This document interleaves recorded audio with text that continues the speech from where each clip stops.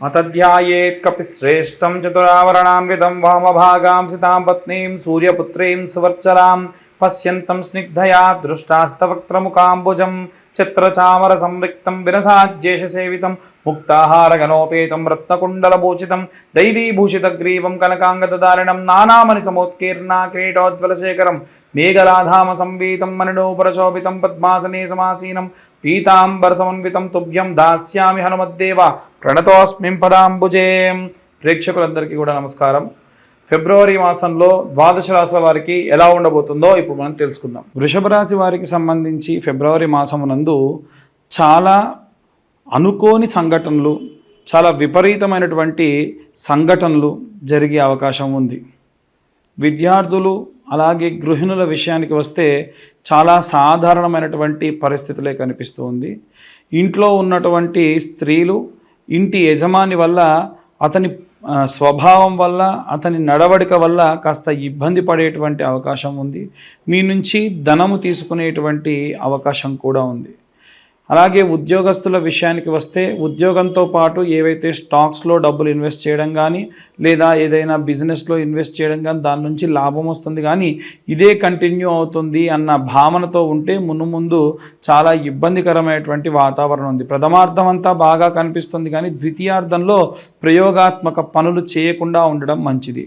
వ్యాపారస్తుల విషయంలో కూడా ఇలాగే మనకు వ్యాపారం లాభంగా ఉంది, ఇంకా పెంచుదాం అని చెప్పి ఎక్కడైతే మీ వ్యాపారం బాగా నడవదో అక్కడికి విస్తీర్ణత చేయడం వల్ల ధన నష్టం ద్వితీయార్థంలో బాగా కనిపిస్తుంది. దయచేసి అనవసరమైనటువంటి పెట్టుబడుల జోలికి వెళ్లకుండా ఉండడం మంచిది. ఇక ఎవరైతే సినీ రాజకీయ రంగాల్లో ఉండేటువంటి వాళ్ళు ఉంటారో, ఎవరైనా ఒక స్త్రీ వల్ల చాలా ఇబ్బంది పడేటువంటి అవకాశం ఉంది. అంటే మీకు గతంలో పరిచయమైన వాళ్ళు కానీ, లేదా ఇప్పుడే పరిచయమైన వాళ్ళు కానీ, మీకు తెలిసిన వాళ్ళ ద్వారా పరిచయం అయ్యే వాళ్ళు కానీ, మీరు గతంలో తగులాడిన వాళ్ళు కానీ, ఎవరో ఒక స్త్రీ వల్ల మీకు చాలా ధన నష్టం కలిగేటువంటి అవకాశం ఉంది. ఎట్టి పరిస్థితుల్లో ఇలాంటి పనులకు జోలికి వెళ్లకుండా ఉండడం మంచిది. ఇక ఎవరైతే వివాహం కాలేదని చాలా ఇబ్బందులు పడుతూ ఉన్నారో, ద్వితీయార్థంలో వీళ్ళకి వివాహ సంబంధితమైనటువంటి పనులలో మంచి జరిగేటువంటి అవకాశం ఉంది. ఇప్పుడు కానీ మీరు తీసుకునే నిర్ణయం ఆలస్యం అవుతే మళ్ళీ 3 సంవత్సరాల దాకా వివాహం కాదు. కాబట్టి జాగ్రత్తగా ఉండండి. అలాగే చేతి వృత్తులు చేసుకునేటువంటి వాళ్ళు, అలాగే ఎవరైనా సరే కుల వృత్తులు చేసుకునే వాళ్ళు, రైతులు, భూ సంబంధితమైనటువంటి వ్యవహారాల్లో ఉన్నటువంటి వాళ్ళైతే దగ్గరలో ఏదైనా బొడ్రాయి ఉంటే, అక్కడ ఎవరన్నా అమ్మవారి దేవాలయం ఉంటే వారానికి ఒకసారన్నా అమ్మవారికి ఒక కొబ్బరికాయనో లేకుంటే పరవాన్నమో నైవేద్యంగా పెట్టండి, చాలా మంచి జరుగుతుంది. అలాగే ఎవరైతే పిల్లలు దగ్గర లేకుండా వృద్ధాప్యంలో ఉన్నటువంటి వాళ్ళు ఉంటారో ఆరోగ్య సమస్యలు బాగా రావచ్చు. వృషభ రాశి వారికి ముఖ్యంగా ఛాతి నుండి పైభాగం అంతా విపరీతంగా నొప్పులు వచ్చే అవకాశం ఉంది. ఇప్పుడున్న గ్రహస్థితి వల్ల చేతులు వనకడం కానీ, వినికిడి ఇబ్బంది కానీ, చూపు మందగించడం కానీ, పళ్ళ ఇబ్బందులు కానీ విపరీతంగా వచ్చే అవకాశం ఉంది. ఎట్టి పరిస్థితుల్లో చాలా జాగ్రత్తగా ఉండడం మంచిది. ఇక చూసుకున్నట్టయితే ఎవరైనా సరే విదేశాలకు ప్రయాణం చేయాలి అనుకుంటూ ఉన్నారో, అక్కడికి వెళ్ళిన తర్వాతకి ధన నష్టం జరగవచ్చు ఒక మనిషి వల్ల. గుడ్డిగా ఎవరిని నమ్మకండి. లేదండి ఇతను బాగా నమ్మకస్తుడు, ఏం కాదు అని మీరే స్వయంగా మీ వాళ్ళతో చెప్పి మరీ ధనాన్ని ఖర్చు చేసేటువంటి అవకాశం కూడా కనిపిస్తుంది. కాబట్టి జాగ్రత్త వహించండి. ఇక మనం కోర్టు వ్యవహారాల్లో బాగా తిరుగుతూ ఇబ్బంది పడుతూ, డైవర్స్ కేసులలో బాగా ఇబ్బంది పడుతూ ఉన్న వాళ్ళు ఇంత వీలైతే అంత తొందరగా క్లోజ్ చేసుకోండి, లేకపోతే మీకే నష్టం. మీకు సెటిల్మెంట్ అయ్యి డబ్బులు వచ్చేవాళ్ళు కానీ, సెటిల్మెంట్ అయ్యి డబ్బులు ఇచ్చేవాళ్ళు కానీ ఎవరైనా సరే ధన నష్టం కలిగే అవకాశం ఉంది. ఇప్పుడు మేము చెప్పే విషయం అంతా కూడా గోచారరీత్యా చెప్పే విషయం. మీ జాతకం గురించి తెలుసుకోవాలి అనుకుంటే కింద కనిపించే నెంబర్కి కాల్ చేయొచ్చు. 2025 సంవత్సరానికి 2025 మాత్రమే ఛార్జ్ చేయడం జరుగుతుంది. ఇంతకు మించి మేము ఏమీ ఛార్జ్ చేయడం జరగదు. పూర్తి జాతక విశ్లేషణతోని మీకు 60 నుండి 70 పేజీల్లో జాతకం ఇవ్వడం కూడా జరుగుతుంది.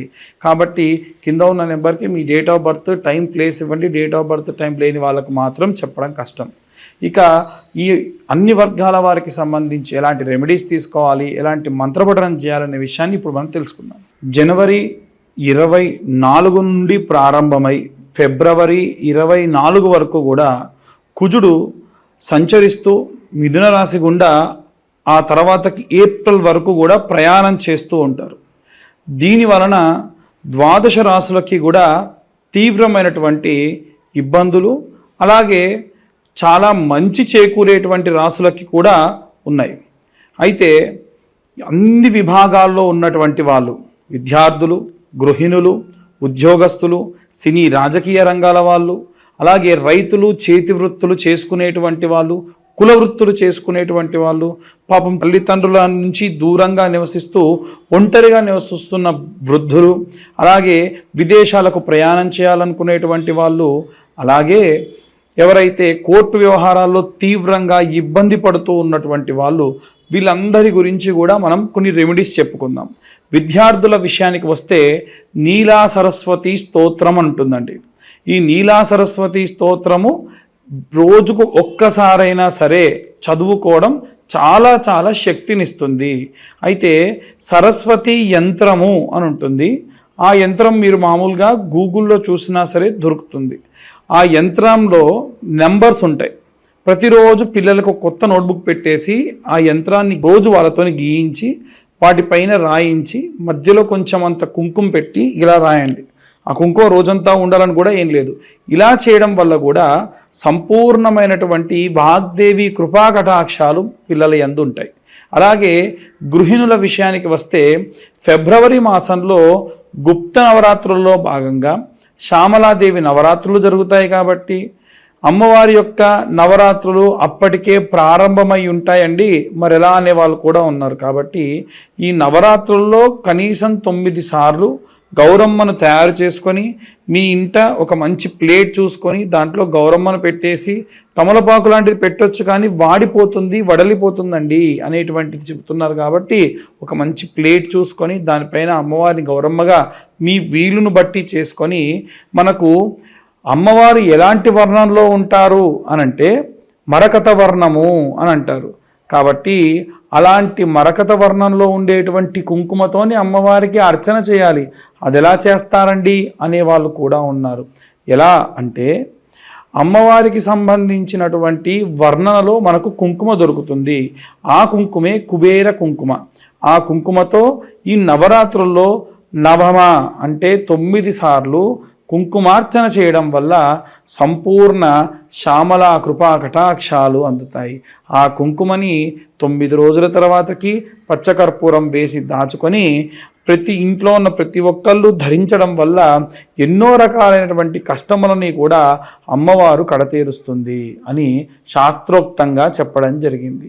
ఇక ప్రత్యేకంగా ఉద్యోగస్తులు అలాగే వ్యాపారస్తుల విషయానికి వస్తే ఉద్యోగస్తుల్లో చాలా వరకు ఉన్నటువంటి ఇబ్బందులు ఎలా వస్తున్నాయి అనంటే శత్రుభయము కానీ, లేదా ఉన్నటువంటి అధికారులు ఏవైనా సరే ఉద్యోగంలో నుంచి తీసివేస్తారు అనేటువంటి భయం కానీ కలుగుతుందేమో అన్న భయం అధికంగా ఉన్న కారణం వల్ల వీరు ఆంజనేయ స్వామి యొక్క లాంగూలా స్తోత్రం చదువుకోవడం చాలా మంచిది. రోజుకు ఒకసారన్నా హనుమత్ లాంగూలా స్తోత్రం విన్నా చదివినా సంపూర్ణ కృపాకటాక్షాలు అందుతాయి. ఇది వ్యాపారస్తుల విషయంలో కూడా అలాగే చేయడం ఎంతో మంచిది. వీరు ప్రత్యేకంగా రోజు దీపారాధన చేసేటప్పుడు ఉద్యోగస్తులైతే నువ్వుల నూనె ఆముదం కలిపి, అలాగే ఎవరైతే వ్యాపారస్తులు ఉంటారో వ్యాపారస్తులైతే అమ్మవారి యొక్క విప్ప నూనెతోని పూజ చేయడం చాలా విశేష వ్యాపారాభివృద్ధి కలుగుతుంది. ఇక మనం ప్రత్యేకంగా చూసుకున్నట్టయితే ఈ యొక్క రాజకీయ రంగాలు, సినీ రంగాల్లో ఉన్నటువంటి వాళ్ళు ప్రత్యేకంగా దుర్గా కవచాన్ని చదవడం కానీ వినడం కానీ ఎంతో శక్తినిస్తుంది. అమ్మవారు మీకు మీ కుటుంబం చుట్టూ కూడా ఒక రక్షణ వలయంలా ఏర్పడి ఎల్లప్పుడూ కాపాడుతూ ఉంటుంది. ఇక ఈ యొక్క సినీ రాజకీయ రంగాల వారే కాకుండా చేతి వృత్తులు చేసుకునే వాళ్ళు కానీ, లేదా కుల వృత్తులు చేసుకునే వాళ్ళు కానీ, అలాగే రైతులు కానీ భూ సంబంధితమైనటువంటి అనుకూల స్థితి కలగాలి. కాబట్టి నిత్యము రోజు ఒక మంత్రం చదువుకోవాలి. ఒకటే మంత్రం రోజు చదువుకోవాలి. ఏమిటా మంత్రం అంటే శరవణ భవాయ విద్మహే కార్తికేయాయ ధీమహి తన్నో స్కంద ప్రచోదయాత్. ఈ మంత్రాన్ని చదవడం వల్ల ఈ విభాగంలో ఉన్న వారందరికీ కూడా అనుకూల పరిస్థితులు కలుగుతాయి. ఇక ప్రత్యేకంగా చూసుకున్నట్టయితే ఎవరైతే కోర్టు వ్యవహారాల్లో ఇబ్బంది పడుతూ ఉన్నారో, విదేశాలకు ప్రయాణమై ఎదురు చూస్తూ ఉన్నారో, ఎవరైతే విశేషమైనటువంటి వివాహం కోసం ఎదురు చూస్తూ అంటే ఏజ్ మరీ ఎక్కువైపోయి వివాహం కావట్లేదని ఎదురు చూస్తున్నారో, సంతానం కావట్లేదు అని ఎదురు చూస్తున్నారో వారు దక్షిణామూర్తి స్తోత్రాన్ని చదువుకోవడం మంచిది. దక్షిణామూర్తి స్తోత్రము వీరికే కాదండి, అందరూ కూడా చదవచ్చు. ఆ దక్షిణామూర్తి స్తోత్రం చదివితే పరమశంకరు అంటే ఆది శంకరాచార్యుల వారి స్వయంగా చెప్పారు, ఏలిన నాటి అర్ధాష్టమ అష్టమ శని దోషములు ఏమున్నా సరే తీసేసేటువంటి అద్భుతమైనటువంటి స్తోత్రం ఏది అంటే దక్షిణామూర్తి స్తోత్రం. కాబట్టి అందరూ కూడా ఈ విధంగా చేసుకోవడం విశేష ప్రతిఫలాలు దక్కుతాయి.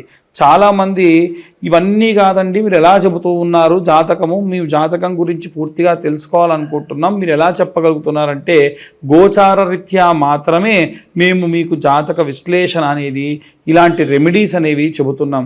నిజంగా మీ పూర్తి జాతకం ఏంటో మీరు తెలుసుకోవాలి అనుకుంటే కింద కనిపించే నెంబర్కి మీ పేరు, date of birth, time, place అన్నీ కూడా పంపిస్తే పూర్తి వివరాలతోని మీ జాతకం అంతా కూడా విశ్లేషణతో మీకు చెప్పి పూర్తిగా అనుకూలంగా మీకు ఎలాంటి రెమెడీస్ తీసుకోవాలి, ఎలాంటి మంత్రపఠనం చేయాలి అనేటువంటి విషయాన్ని చెప్తాం. ఎట్టి పరిస్థితుల్లో డేట్ ఆఫ్ బర్త్ టైము లేకుండా ఎవరన్నా జాతకం చెప్తానంటే నమ్మకండి. ఎందుకంటే అందులో పూర్తి విశ్వాసంగా చెప్పడం కుదరదని. ఎందుకంటే పేరు బలం గల వాళ్ళందరూ ఒకేలా ఉంటే ఈ ఇబ్బంది ఏమిటి, మంచి పేరు ఏదో అందరూ అదే పెట్టుకుంటారు కదా. కాబట్టి పేరు వల్ల వచ్చేటువంటిది కేవలం పావంతు మాత్రమే. పూర్తి 100కు 100% ఆ పేరు బలం మీద వచ్చేటువంటివి ఉండవు. కాబట్టి వీలైనంత వరకు కూడా పేరు బలంతో చెప్పేటువంటి దాని గురించి నమ్మకండి. మీ పూర్తి డేట్ ఆఫ్ బర్త్ టైం ఉన్న వాళ్ళే జాతకం గురించి తెలుసుకునే ప్రయత్నం చేయండి. లేదా ఇప్పుడు మేము చెబుతున్నటువంటి గోచార రీత్యా చెప్పేటువంటి విషయాలు మీ పేరు బలంపై మీరు సరిచూసుకోవచ్చు. ధన్యవాదాలు.